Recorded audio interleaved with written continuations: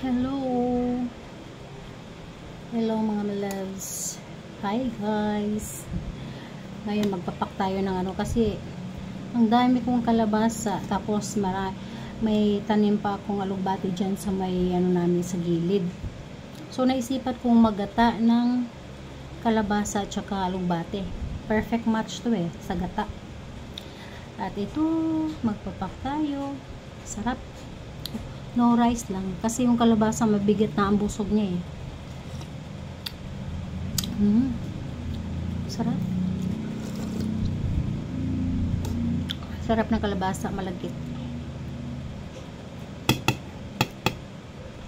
Ito. Ayan. Sarap. Pero. Yan. Kain tayo.